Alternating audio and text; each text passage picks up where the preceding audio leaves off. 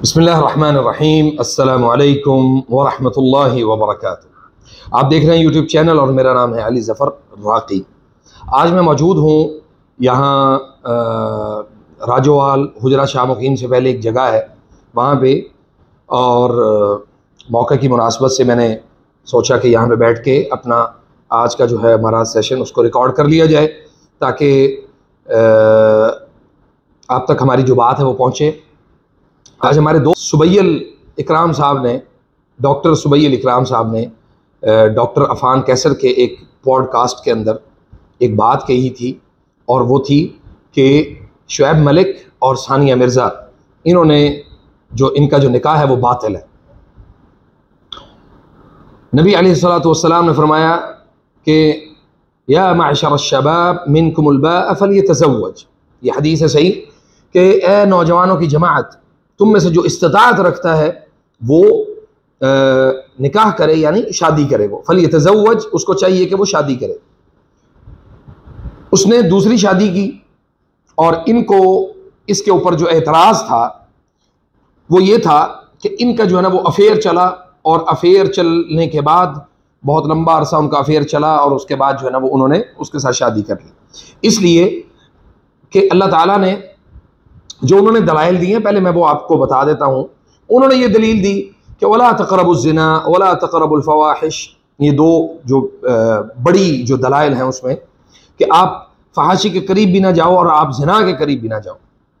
लेकिन उनका यहाँ पे ये कहना कि उनका ये निकाह जो है वो बातिल है कि आपने पहले अफेयर किया फिर आपने निकाह कर लिया। अगर वो अफेयर रहता तो शायद लोगों को काबिल कबूल होता, और अगर वो निकाह कर लिया है तो उसके ऊपर आपने एतराज़ कर दिया। हालांकि वो एतराज़ आपका बिल्कुल भी जायज़ और दुरुस्त नहीं है। इस हवाले से बहुत सारे हमारे पास इस तरह के दलाइल मौजूद हैं कि जिसमें नबी अलैहिस्सलातु वस्सलाम के पास बाद सहाबा इकराम आए और उन्होंने आके ये कहा कि या रसूलल्लाह सल्लल्लाहु अलैहि वसल्लम, मैं फ़लाँ कबीले की फ़लाँ औरत से मोहब्बत करता हूँ। वो अफेयर नहीं था, वो मोहब्बत थी, और उस मोहब्बत के ऊपर नबी सल्लल्लाहु अलैहि वसल्लम ने पैगाम जो है ना वो निकाह का भेजा। पहले मोहब्बत का जो मामला था वो अल्लाह के नबी सल्लल्लाहु अलैहि वसल्लम के इल्म में आया।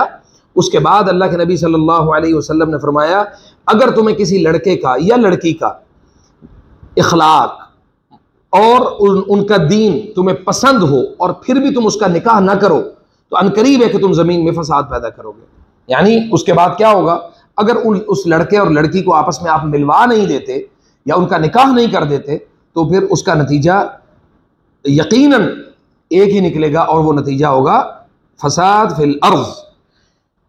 अब यहाँ पे सवाल ये है कि अगर उन्होंने निकाह कर लिया तो उनका निकाह बातिल क्यों है इनके नज़दीक? मेरे नज़दीक बातिल नहीं है, इनके नज़दीक बातिल है। इनके नज़दीक बातिल इसलिए है कि उन्होंने निकाह से पहले जो है वो अफेयर किया।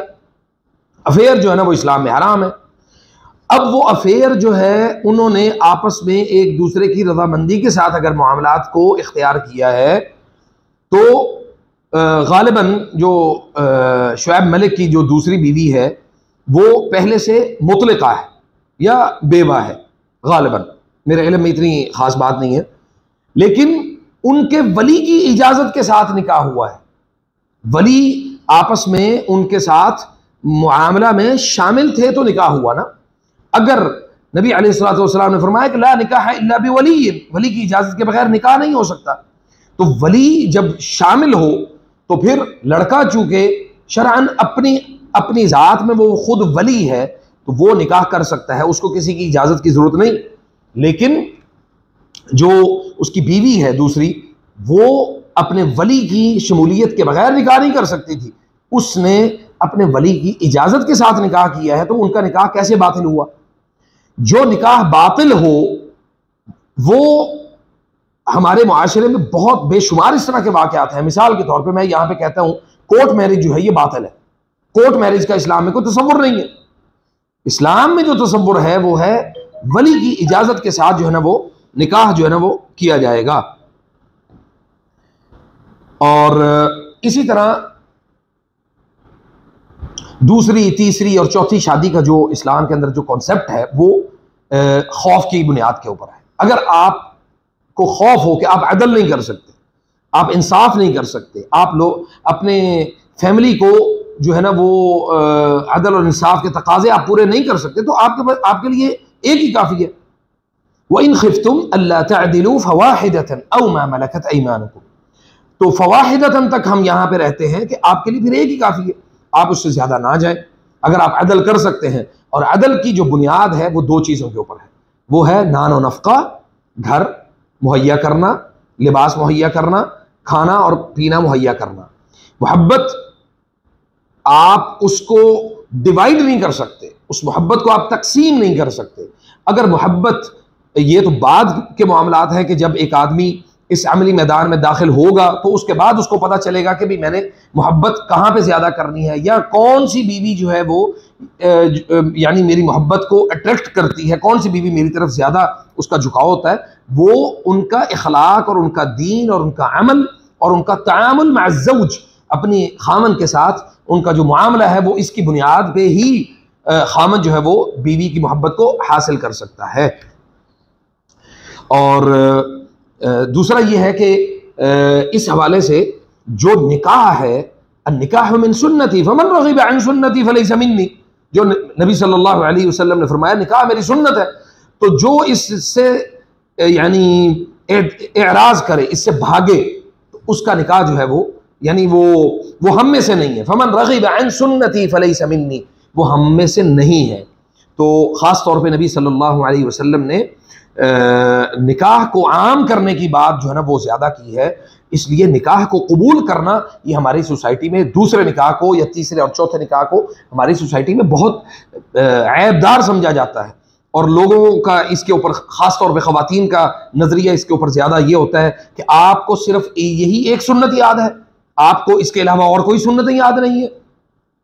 तो मुआशरे में जब आप निकलते हैं, निकाह जो है वो, अच्छा निकाह के फ़वाइद के ऊपर भी बात करना बड़ा ज़रूरी है कि लोग जो है ना ये समझते हैं कि निकाह के साथ आपकी जो यानी आपका जो मुआश है वो ख़राब हो जाएगा, आपकी मईशत ख़राब हो जाएगी, आप किस तरह से मतलब उसको लेके चलेंगे।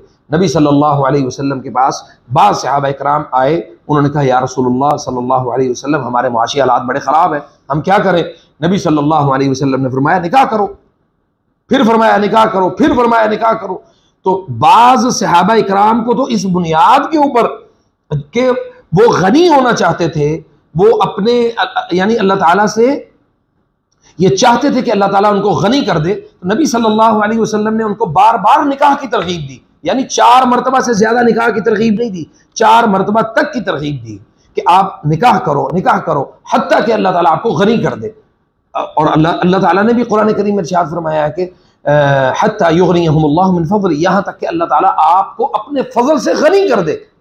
और अल्लाह ताला जब आपको गनी कर देगा तो किस चीज़ की परेशानी है, किस चीज़ का मामला है।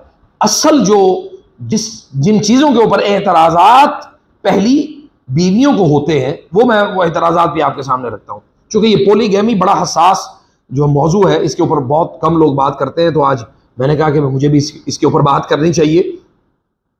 पॉलीगैमी से रिलेटेड बहुत सारे मसाइल जो है ना वो हमारे मुआशरे में डिस्कस होते हैं, लेकिन इम्प्लीमेंट होता हुआ हमें नज़र बहुत कम आता है। अब यहाँ पे सबसे बड़ा जो मसला ख़वातीन को दरपेश होता है कि हमारा खामन हमसे छिन जाएगा, या हमारे खामन ने हमारे हुकूक जो है ना वो हज़फ कर लेगा, और हमारे खामन ने जो है वो हमारे मामलात में कमज़ोरी दिखाएगा। मजमूई तौर पे देखा जाए तो सोसाइटी में ये चीज़ें मौजूद हैं, आप इसका इनकार नहीं कर सकते। ये काफ़ी हद तक ख़वातीन का ये एतराज़ मौजूद है और सही है। वो इसलिए सही है कि ख़वातीन बुनियादी तौर पे इस शादी के अमल से कराहत कम करती हैं, बल्कि अपने खामन के रवैये की बुनियाद पे बहुत ज़्यादा जो है ना उनके मामलात वो वाज़े तौर पे हमारे सामने आते हैं। अब उसमें मेजर जो मसला होता है वो ये होता है कि खामन तवज्जो नहीं देगा, खामन जो है ना वो बच्चों पर या मेरे ऊपर तवज्जो नहीं देगा, घर के ऊपर उसकी तवज्जो तब्दील हो जाएगी। हालांकि अगर खामन को अल्लाह ताला ने सबसे पहली चीज़ इस्तिताअत और दूसरी चीज़ अल्लाह का खौफ, और इस खौफ की बुनियाद के ऊपर, क्योंकि इसको अल्लाह ताला ने खौफ कहा है, वो इन खिफ्तुम, अगर तुम्हें खौफ हो, अल्ला तादिलू, कि तुम अदल नहीं कर सकते, तो इसका मतलब यह है कि मर्द के अंदर यह खौफ होता है, फिर उस खौफ को वो अच्छे से मैनेज नहीं कर सकता, अच्छे से मैनेज करेगा तो उसके सारे मसले मसाइल, सारे मामला ठीक होंगे, बेहतरीन होंगे इंशाअल्लाह। लेकिन अगर उन मामलात और उन मसाइल के ऊपर अल्लाह ताला ने मर्द को बसीरत और हिकमत और इल्म दिया हुआ है, तो मैं ये समझता हूँ कि वो अपनी पहली, दूसरी या तीसरी या चौथी तमाम बीवियों को वो बहुत मुनासिब अंदाज में लेके चल सकता है। अल्लाह ने उसको सब्र दिया हुआ है और हिकमत और दानाई के साथ उन मामलात को लेके चल सकता है। मेरे वालिद साहब ने माशाल्लाह से 4 शादियां की हैं। जिस हिकमत और जिस दानाई के साथ उन्होंने अपनी इन 4 बीवियों को लेके चले हैं वो हमारे सामने है, और ये अल्लाह के फजल के बगैर मुमकिन नहीं होता। इसलिए ख़वातीन को यानी इसमें मर्दों के लिए नसीहत ये है, और ख़वातीन जो है वो इस चीज़ के ऊपर गौर व फिक्र करें कि हमारी आखरत जो है वो अपने खामन की इताअत से निकल के हमारी आखरत तो ख़राब नहीं होगी, या हम अपने बच्चों की तरबियत को ख़राब तो नहीं कर बैठेंगे। क्योंकि ख़वातीन अक्सर इस चक्कर में अपने बच्चों की तरबियत ख़राब कर बैठती हैं जब वो तमाम तर तवज्जो जो है वो अपने खामन के मामलात के ऊपर देना शुरू कर देती हैं और बच्चे उनके हाथ से निकल जाते हैं, और ये हकीकत है।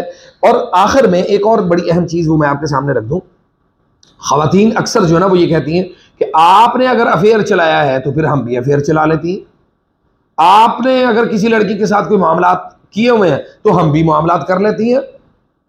तो ये इंतहाई बेहुदा, और मुझे नहीं लगता कि कोई सही मानों में